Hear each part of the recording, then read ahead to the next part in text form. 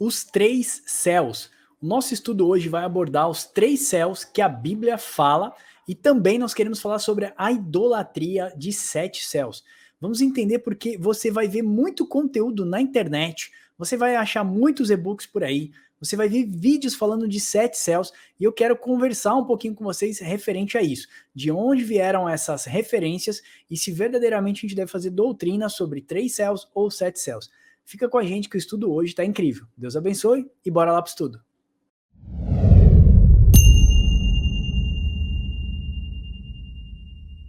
Seja bem-vindo, parceiro Wilber. O tema hoje é uma exegese sobre o céu. Claro que aqui a gente não quer esgotar o tema, é bem complexo. Aliás, tem mais de 700 referências sobre o céu na Bíblia. Difícil de se fazer uma exegese assim, mas a gente vai partir de um princípio bíblico. A gente vai tentar fazer aqui em cima de Strong, de algumas passagens, entendimento. Eu acho que a doutrina de 3 céus para a gente é um pouco mais plausível do que 7, não é isso, Wilber?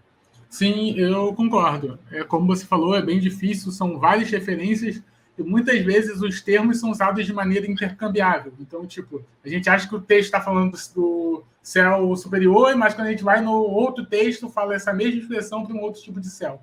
Então, é bem complexo fazer uma exegese assim, com tantas referências. Mas a gente vai abordar aqui que o tema que parece mais condizente com as escrituras são de 3 céus. Maravilha. Irmãos, você que é novo aqui no canal, vou pedir para você se inscrever aqui. Se você já nos conhece o nosso trabalho, não deixa de deixar seu like. Lá no nosso site, papocomdeus.com.br, você vai encontrar estudos, né? Então lá nós temos mais de 220 e-books, ó, todos gratuitos para você baixar, que eu e o Uber já fizemos. Você já sabe que tem mais de 17 cursos, ó, para você ser abençoado.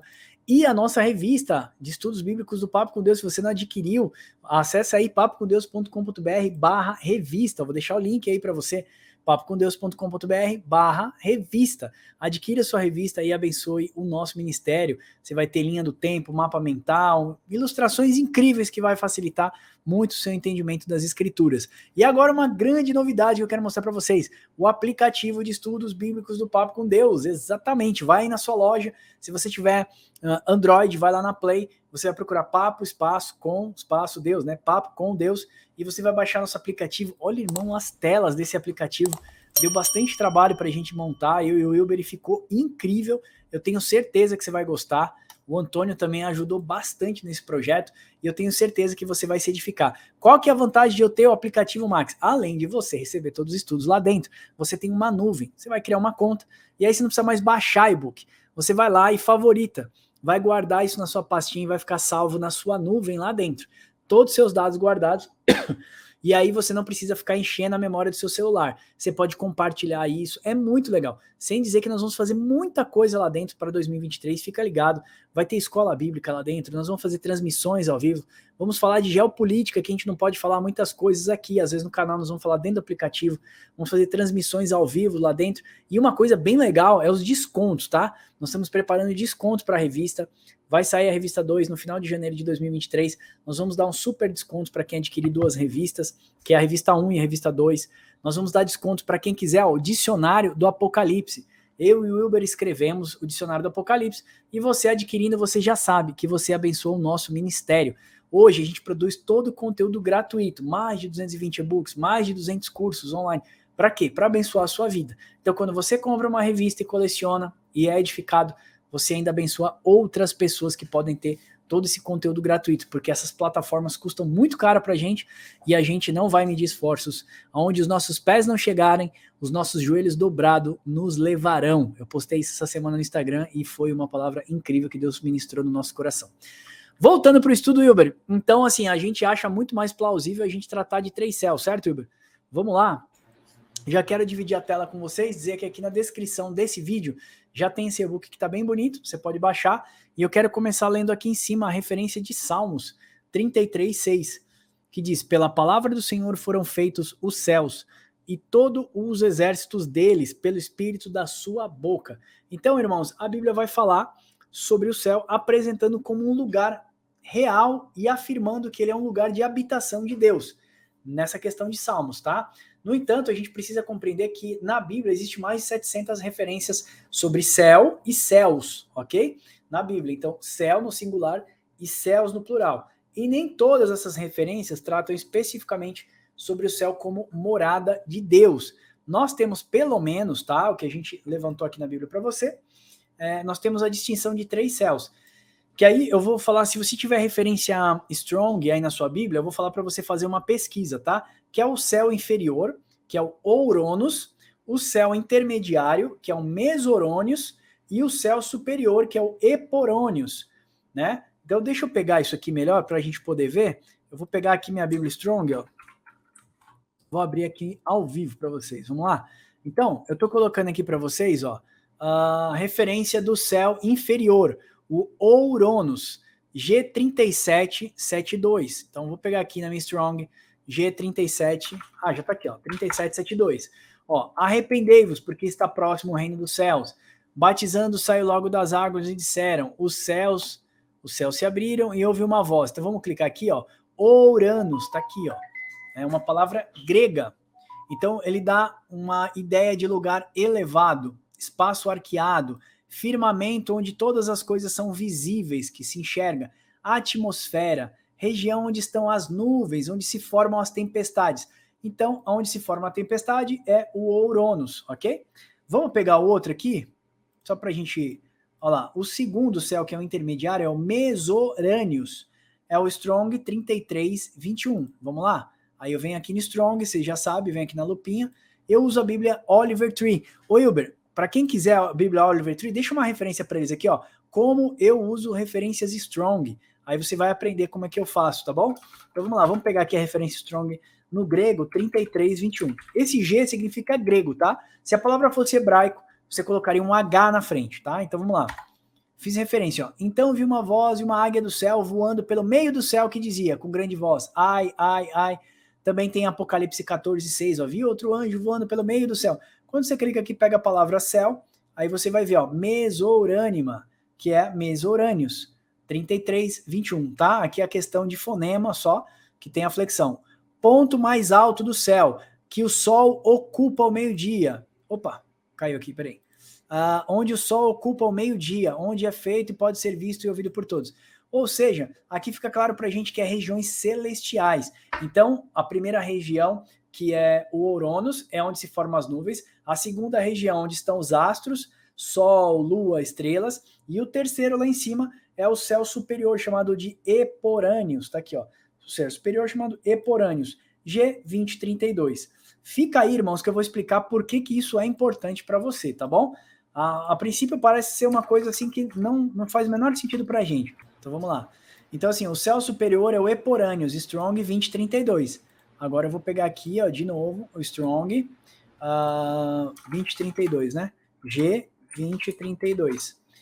Vamos lá. Assim também meu Pai Celeste vos fará do íntimo se perdoardes cada um aos outros. Se eu clicar na palavra celeste, né, que está fazendo referência a céu, ó, é Eporânios, né? Coisa que tem lugar no céu, regiões celestiais, o céu em si mesmo, habitação de Deus e dos anjos, ou seja, algo superior. Vamos pegar mais uma outra referência, por exemplo, Coríntios, também há corpos celestiais e corpos terrestres. Então, clicando aqui em corpos celestiais, a palavra é Eporânios também, né? Então, tá falando aqui que é o céu como habitação de Deus. Então, você vê que tem diversas referências. E, Wilber, faz um comentário sobre o que a gente estava falando aqui agora. Parece que elas ficam se atualizando, né? Elas ficam rodando entre os céus dos céus, o céu intermediário. Parece que tem uma forma de ficar sempre se alterando isso, né, Wilber? Sim, como a gente chama, que é expressões intercambiáveis. O que parece que o texto bíblico ele está preocupado em fazer não é fazer uma distinção que você pega uma régua e mede e fala assim, ó, aqui acaba o céu e aqui começa outro. Ou seja, uma sistematização, igual, por exemplo, o livro de Enoque vai fazer com os 7 céus. Ó, aqui acaba o céu e aqui começa outro. O texto bíblico parece que ele está querendo colocar ali os sentidos, por exemplo, corpos celestiais, ou seja, um corpo que está numa região superior, um corpo que está numa região onde Deus está. Então, parece que eles usam a expressão em formas intercambiáveis e está mais preocupado com o sentido teológico do que com o sentido geográfico, ou seja, com o sentido ocupacional de cada céu. O que a gente estava comentando aqui, eu e o Wilber, irmãos, é o seguinte, presta atenção. Tem muitas pessoas que às vezes pegam a questão da trindade ou da triunidade de Deus, que é um grande mistério para nós.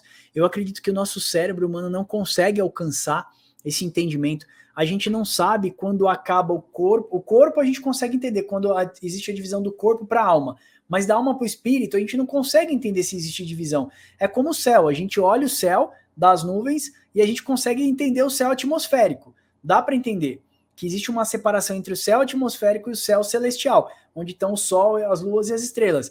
Mas aonde que acaba o sol, a lua e as estrelas e aí começa o céu de Deus, o céu dos céus? Não é, Hilber? Não dá para fazer essa distinção. E tem gente que fica brigando referente à Trindade. Por que a gente não fez estudo ainda sobre a Trindade? Porque a gente não vê o que isso vai somar na fé de alguém, né? Aliás, ainda vai gerar uma grande discussão e você, no final, isso não depende da sua salvação. Aqui nós estamos falando do céu e nós já vamos fazer o porquê nós estamos falando disso. Vamos fazer uma exortação referente a livros apócrifos e a pseudepígrafos que, de novo, estão sendo trazidos para dentro da igreja. Então, fica até o final que a gente quer fazer essa exortação. Ô, Hilber, você concorda que assim como corpo, alma e espírito, a gente não consegue distinguir o Pai, o Filho e o Espírito Santo? Eles são diferentes, mas eles são uma pessoa só. O céu é a mesma coisa. Parece que o autor sempre fica ciclicamente rodando entre todos eles, igual você falou, só que, às vezes, parece que dá para distinguir, é a morada de Deus. Beleza, é onde estão os corpos celestes. E aí você não consegue, às vezes, entender se ele está falando do firmamento. Não é isso também, Hilber? Você concorda? Exatamente, por isso que a gente tem que entender ali o contexto, né? O contexto de toda a perícope, o contexto de todo o capítulo, ele vai nos dar um pouquinho dessa amostra de que talvez ele esteja falando do firmamento, talvez ele esteja falando do céu onde Deus se encontra. O interessante é que o Max falou muito bem, a gente não consegue explicar. Porque se a gente conseguir encaixar Deus na nossa cabeça, sabe qual vai ser o tamanho de Deus? O tamanho da nossa cabeça. Ele não vai ser infinito. Então a gente não consegue fazer esse esgotamento do ser divino. Verdade. Muito bom. Irmãos, vou voltar aqui para o e-book e fica aí que a gente já vai entrar na exortação. Eu não quero ler tudo isso aqui para você, eu vou pedir para você ler em casa, eu quero fazer um vídeo mais curto. Então vamos lá, você já sabe que o céu atmosférico, que é chamado céu inferior, aqui de baixo, é conhecido como Ouronos, ok? Não precisa gravar essas coisas, coloca céu inferior, céu cósmico e céu dos céus, onde Deus está. Ou paraíso, onde Deus está, o céu cósmico e o céu do firmamento onde nós estamos. Então vou deixar as referências para você lá em casa, tá aqui o céu cósmico também e também tá aqui a morada de Deus. Então tem diversos versos na Bíblia, se você for estudar tem mais de 700. Qual que é a nossa missão aqui? Tentar pegar tudo isso, essa sopa de letrinhas, essa grande confusão, bater tudo no liquidificador, fazer um bom, como é que se fala? Uma boa vitamina e entregar para vocês resumidamente, tá? Então assim, existe o céu do firmamento onde nós estamos e a gente enxerga o céu dos astros e a morada de Deus. 3 céus. Paulo vai falar isso lá em Coríntios, em 2 Coríntios. Então, quando ele fala que ele foi arrebatado até o 3º céu, provavelmente uma alusão ao céu onde Deus está, onde é o paraíso, ou o céu superior, o céu dos céus, ok? Tem gente que fala que Paulo foi arrebatado até o 3º, mas tinha o 4º, 5º, 6º e o 7º para frente. Só que você olha nas escrituras, não tem isso na Bíblia. Da onde tiraram isso? Vamos entrar agora, que é o que eu quero falar com vocês. Para mim, o mais importante desse estudo é isso, a idolatria a 7 céus. Nós respeitamos a sua visão, irmão. Quero já fazer um parênteses. Nós estamos aqui, né, para trazer à luz das escrituras aquilo que nós entendemos. E a gente entende que doutrina bíblica precisa ser feito pela Bíblia, ok? A Bíblia explica a própria Bíblia. Eu não preciso ir para um livro não canônico, um livro pseudepígrafo, um livro apócrifo, e nós vamos falar o que significa cada uma dessas coisas. Se você não entende, fica aí que você já vai entender. Então, olha só, por que essa grande idolatria? Tem religiões como o hermetismo, o gnosticismo, o judaísmo e até o islamismo, que existe uma tradição de que o universo pode ser categorizado em 7 céus, tá bom? O número 7 simbolicamente representa a completude, a perfeição, segundo as referências bíblicas, né? Como, por exemplo, 7 dias da semana, os 7 olhos do Senhor, os 7 chifres do Cordeiro, e por aí vai, os 7 olhos, né, os 7 chifres do Cordeiro. E no Apocalipse você vai ver, então, 7 taças, você vai ver um monte de coisa relacionada com o 7. Então, as principais religiões que afirmam os 7 céus, eu vou colocar só 4 aqui: o islamismo, hinduísmo, espiritismo e judaísmo. O Hilber, começando do hermetismo, que eu acho, me preocupa bastante o hermetismo, e a nossa geração já está, né, floreando coisas do hermetismo, por causa do conhecimento, a filosofia da época. Fala um pouquinho pra gente de cada um, começando pelo hermetismo, por favor. Então, o que é o hermetismo? Né? O hermetismo é uma tradição filosófica e religiosa, né? Que é baseado principalmente, né, em pseudos epígrafos desse cidadão que é chamado de Hermes Trismegisto, só que não tem nenhuma fonte histórica de que esse Hermes Trismegisto ele existiu.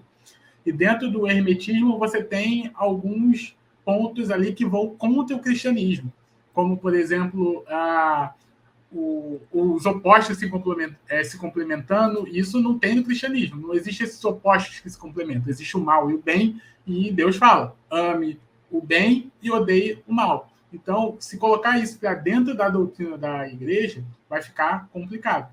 E dentro desse hermetismo, esse principal personagem aí, né, que ele é baseado em uma lenda egípcia, que ele indica a figura mística de um deus egípcio chamado Thoth, ele vai ser o criador, ou vão atribuir para ele essa criação dessa religião, desse pensamento filosófico, tá? E alguns movimentos, Max, falam que essa pessoa, esse Hermes Trismegistus aí, ele é a mesma pessoa do patriarca bíblico Enoque. Então a gente já consegue ver essa associação da literatura enoquiana já se associando com essa literatura hermegista. Por isso que você vai ver Sete Céus em Enoque, você vai ver Sete Céus também no hermetismo, né? E que movimento é esse que atribui a Enoque como sendo essa figura desse Hermes Trismegisto? É um movimento chamado figuristas, tá? Que é um movimento dos jesuítas no final do século XVII e início do século XVIII. Então isso é muito perigoso, isso leva muito fermento para dentro da igreja e abala princípios fundamentais ali do cristianismo. Tá. Ó, deixa eu falar do gnosticismo aqui, Uber, para aí você falar pra gente do judaísmo, tá? E a gente pula os outros dois pra gente ficar mais rápido, ó. Olha só, ele falou do hermetismo, tá, irmão? Eu vou falar do gnosticismo. O que é o gnosticismo? O gnosticismo, ele é uma corrente filosófica religiosa sincrética que veio do Mediterrâneo durante o século I e II depois de Cristo. Ele está alicerçado em interpretações e relatos bíblicos e apócrifos também, com viés, né, com aquela ideia, vamos dizer assim, filosófica médio-platônica, ou seja, os cultos gregos romanos e orientais, eles utilizavam muito a corrente filosóficas exatamente de Platão e por aí ia. Então, irmãos, é muito perigoso isso, né? O gnosticismo, a gente acredita que é uma corrente filosófica extremamente perigosa para a igreja. Ela também acreditava em sete céus. Então você vê, a grande sabedoria trouxe lá de Hermes, por exemplo, né? Que era esse pseudo-epígrafo que acredita-se até esse grande flerte com o livro de Enoque, que nós já vamos chegar no livro de Enoque, fica aí que está chegando. E eu acho o gnosticismo também muito preocupante, exatamente porque ele também utilizava uma corrente filosófica na sua época, né?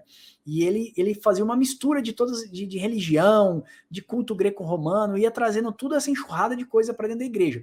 Por isso que se você vai ver no Novo Testamento, de todos os livros do Novo Testamento, só a carta a Filemão que não está preocupado com falsas doutrinas no meio da igreja.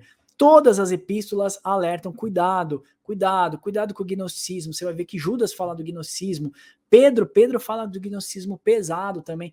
Então, o que você entende? A preocupação dos apóstolos a não deixar sujar a veste da noiva.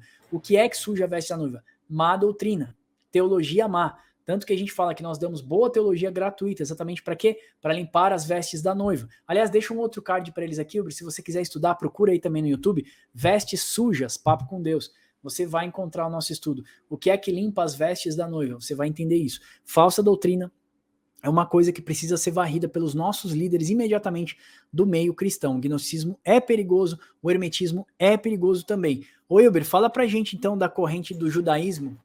Sim, sim. E a gente pode perceber, né, Max, que o hermetismo e o gnosticismo, eles bebem ali uma na fonte do outro, né? Eles se associam, eles se misturam, né?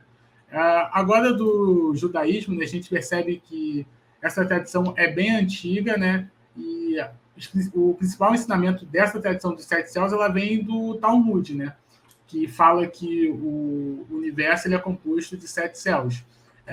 E eu não vou ler o nome, porque são nomes muito complicados, né? Mas eles sistematizam esses sete céus de acordo com alguns textos da Bíblia, né? E essa tradição ela também se relaciona muito com o terceiro livro de Enoque, né? Nem o primeiro, o terceiro livro de Enoque, desse compilado da literatura enoquiana, que a gente chama, né? Tem muito forte essa doutrina, esse estabelecimento, essa sistematização desses 7 céus. Maravilha. Ó, você acha que a gente está viajando, irmãos? Vai lá, procura no Wikipedia aí para você ver os 7 céus no judaísmo. Você vai ver, ó, eu vou dar até um zoom aqui para vocês, não sei se dá para dar um zoom aí. Vamos ver. Acho que dá, hein? Acho que eu vou conseguir dessa vez. Deixa eu ver. Tá aqui, ó. Vilon, Raquiá, Xerraquim, Zebu, Maom, Machon, Arabote. No judaísmo, 7 céus. E eles vão dar referências aqui, ó. 1 Reis, Deuteronômio. Só que você vai ler aquilo que a gente falou. Não dá a entender que são 7 céus. Dá a entender que o autor ele está transitando na mesma palavra. E aqui, ó, no islamismo, é o Rafi, Kaidum, Marum, Arfalum. O hinduísmo também tem a seita dos 7 céus. No espiritismo também vai falar sobre 7 céus.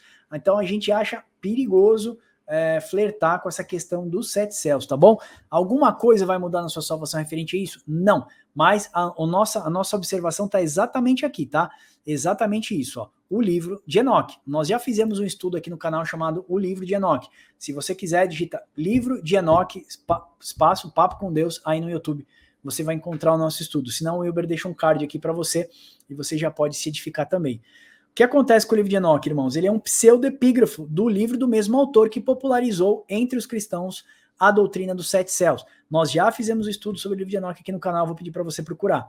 Esse é um livro que não entrou no cânon bíblico, portanto, categorizado como livro apócrifo. O que é cânon? Cânon significa vara de medir, tá? Era uma vara que media. Então, cânon são os livros que entraram no cânon, são os livros que foram medidos. Foram encontrado o quê? A autoridade. Foram encontrado o quê? A autoria, a assinatura do autor. Se o autor não tivesse, se não tivesse o autógrafo do autor no papiro, no manuscrito, que era chamado de stickers, que eram colocados, então aquele livro já era separado como um livro duvidoso. Daí eles pesquisavam a família dos autores para ver se aquele livro foi verídico. E outra, um livro ele só tem, como é que eu posso dizer, autoridade depois que ele tem 3 a 4 cópias. Nós falamos isso nos manuscritos da Bíblia. Procure manuscritos Papo com Deus. Você vai encontrar um estudo maravilhoso nosso sobre apologética, que é a defesa da fé. Então, o livro tem que ter autoridade, o livro tem que ter o quê?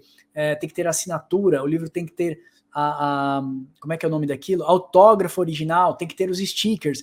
Então, tem várias coisas que contemplava. Então, quando entra no cânon é porque ele foi medido por diversos rabinos, né? E aí foi considerado que o livro tinha reciprocidade. Então, é um livro que tinha autoridade, tá bom? Então, os livros que não são canônicos, eles são considerados como apócrifos, ou seja, são inverídicos. Apócrifo é um livro que não foi considerado inspirado pelo Espírito Santo de Deus, não teve a sua autoridade confirmada, que foi o que eu acabei de falar. E o nome pseudoepígrafo é um livro que teve a sua obra escrita por uma pessoa que se passou a ser o autor, portanto, considerado de identidade como falso. Alguém, eu quero falar do Wilber, eu finjo que eu sou o Wilber, eu escrevo como se eu fosse o Wilber em primeira pessoa, mas depois entende-se que o Wilber morreu há muitos anos e que o Wilber não poderia ter escrito essa obra. Foi o que aconteceu com Enoque, não foi isso, Wilber? Exatamente. Quando a gente vai ver a tradição enoquiana, o livro foi escrito, mas Enoque já tinha passado há muito tempo, né? Então é um pseudoepígrafo, uma pessoa que se diz ser o Enoque, mas que não era o Enoque, tá? Vamos lá então. Os cristãos dos nossos dias têm flertado com livros apócrifos e usado muitos deles com doutrina dentro da igreja, ao que nós reprovamos. Irmãos, Deus é soberano e nos deixou 66 livros e eles são o suficiente para o nosso manual de vida e conduta. A doutrina da igreja deve ser baseada somente no cânon bíblico, ok? Eu vou deixar as referências do hermetismo, gnosticismo, islamismo, tudo aqui do lado para vocês lerem em casa. Eu não vou ler, propositalmente é para você baixar esse book e o vídeo ficar menor. Então veja só, quando a gente fez o estudo sobre Enoque, a gente falou de John Dee, por exemplo, de outros ocultistas, que a Elizabeth, a rainha, eu acho que era Elizabeth II, hein? Ou Elizabeth I, agora me falhou a memória, mas ela, a rainha da Inglaterra, só utilizava, só tomava suas decisões quando John Dee e Robert Pike, se eu não me engano, os dois, né, consultavam o livro de Enoque e ali eles tinham uma forma de falar com os espíritos. Então ali começou também a mexer, enfim, diversas coisas. Se você vai ver lá no livro de Enoque, eu não vou entrar nos detalhes agora, mas assim, é muito perigoso o livro de Enoque. Veja que ocultistas usaram o livro de Enoque. Muitas pessoas hoje usam o livro de Enoque, né? Pessoas do nosso tempo que são ocultistas utilizam o livro de Enoque. E o que Deus fala sobre aquilo que é oculto? Deuteronômio 28, as coisas encobertas são para Deus que o fez, e as que foram descobertas são para os homens e os seus filhos. Então, irmãos, vamos se atentar para isso, ok?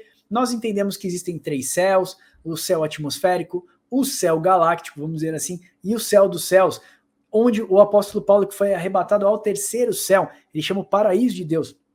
Onde Deus está, tem que ser um paraíso, né, meu irmão? Então, aí eu já vi, Wilber, algumas pessoas falando que, porque falou que lá é o paraíso de Deus, todos os homens estavam lá, as almas estavam lá no paraíso de Deus, e o apóstolo Paulo encontrou várias pessoas. Eu li um artigo essa semana, até quando eu estava revisando esse estudo aqui, que é do irmão Wesleyano, até esqueci de fazer referência, do irmão Wesleyano, esse estudo, ok? E quando eu estava corrigindo isso aqui, o cara falou que Paulo viu os mortos em Cristo. Não faz o menor sentido isso, né, Hilber? Nós já fizemos uma exegese do inferno, do Hades, agora estamos fazendo uma exegese do céu. Paulo não menciona de maneira nenhuma que ele viu os salvos em Cristo. Ele fala que ele viu coisas inefáveis que aos homens não era lícito contar. Mas se ele tivesse visto a alma daqueles que morreu lá, muito provavelmente ele falaria. Concorda comigo? Exatamente. Eu acho essa exegese bem complicada, né? Tá colocando na boca de Paulo coisa que ele não colocou na pena, né? Então, tipo, não tá escrito lá que ele foi, ele viu, ou quem ele viu, ou o que ele deixou de ver. Ele fala que não pode contar. Então a gente não faz doutrina e nem conjectura, né? Mas como o Max falou, isso é muito perigoso. Isso vai influenciar na salvação? Não. Mas isso é uma porta de entrada para um caminho muito perigoso. As principais doutrinas, ou as piores doutrinas, vamos colocar assim, ela nunca vai te convidar, logo, de cara, para fazer as piores coisas.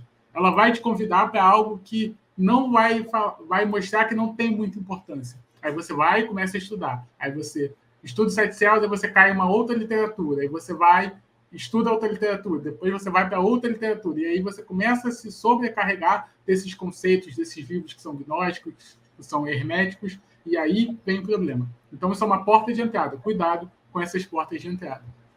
Muito bem. Eu também concordo com isso. Exatamente isso. Então, irmãos, a nossa ideia hoje era mostrar para vocês simplistamente que existem 3 céus, que a gente consegue enxergar isso na Bíblia, ok? Que existem pessoas que falam de 7 céus. A Bíblia não nos mostra com clareza. E o que a Bíblia não afirma com clareza, nós não devemos afirmar com certeza. E queremos mostrar algumas religiões que trazem o contexto de 7 céus, dizendo que 7 é o número da perfeição. Nós não vemos assim, nós vemos como Pai, Filho e Espírito Santo também uma trindade, o primeiro, o segundo e o terceiro céu, como o homem é corpo, alma e espírito, né? E como a gente não consegue distinguir a alma e espírito, assim como a gente não consegue distinguir o Espírito Santo de Deus e o próprio Deus, parece que não dá para fazer essa distinção. Né? Então é muito complicado isso. Então, dentro desse contexto, nosso intuito de trazer esse estudo do irmão Wesleyano era mostrar isso para vocês, os 3 céus, e mostrar o perigo de ficar flertando com livros que são canônicos e apócrifos. Já fizemos uma exortação aqui, estamos fazendo de novo. Cuidado com livros apócrifos, cuidado com livros não canônicos. Se você vê a Nova Jerusalém que desce do céu em Apocalipse 21, ela traz 12 fundamentos, que são o nome dos 12 apóstolos. Ou seja, o seu fundamento, a Nova Jerusalém está fundamentada em doutrina apostólica. E isso é o suficiente para nós. Jesus passou 3 anos e meio da sua vida ensinando tudo para os apóstolos. Os apóstolos deixaram cartas ensinando. E hoje você quer deixar tudo isso de lado e quer basear a sua escatologia no livro de Enoque. Quer deixar tudo isso de lado precioso que Deus nos deixou e quer basear a sua doutrina no hermetismo, no judaísmo, no islamismo. Para que flertar com esse tipo de coisa? Cuidado, é perigoso. A judaização vai crescer muito na última hora. Esses rudimentos judaicos vão ser trazidos para dentro da igreja de novo. E nós devemos nos atentar que quando, como o autor de Hebreus fala, quando muda-se o sacerdócio, muda-se também a lei. Então não existe mais sacrifício de animais, como não existe mais aqueles ritos que se faziam, incenso e todos aqueles trabalhos. Agora nós sabemos que as nossas funções sacerdotais são espirituais, por isso que o apóstolo Paulo fala, ofereçam sacrifícios vivos e agradáveis ao Senhor, que esse é o vosso culto racional. Agora não é mais matar um animal em rendição de pecado, é matar a minha carne, crucificar o meu eu todos os dias e oferecer no altar, que a minha vida é um altar de sacrifício. Senhor, eu te ofereço o sacrifício do meu dia. Hoje eu matei o meu desejo, hoje eu matei a minha vontade, hoje eu matei o meu eu, e assim sucessivamente, ok? Esses são os sacrifícios espirituais. Esse é o sacerdócio espiritual. Apocalipse 1,6 vai falar disso, que Deus está construindo de nós um reino de sacerdotes. Amém? Esse estudo a gente queria fazer com você, espero que esse vídeo tenha te abençoado. Eu vou falar para você, ó, não esquece de baixar o aplicativo do Papo com Deus, tá incrível. A gente tá lançando várias promoções de cara, a gente já tá lançando 10% na revista, 20% no Dicionário do Apocalipse. Se você quiser baixar a revista, o Dicionário do Apocalipse, ó, você pode comprar direto pelo link ou entrar no nosso aplicativo aqui de celular e comprar com até 20% de desconto. A gente vai lançar ofertas relâmpagos aí dentro, fica ligado que a gente precisa manter todo esse conteúdo que a gente tem gratuito e você só vai ser abençoado. Você já tem todo o conteúdo gratuito e quando você compra a revista e ainda coleciona, você é muito mais abençoado. Amém? Deus abençoe vocês e até o próximo Papo com Deus.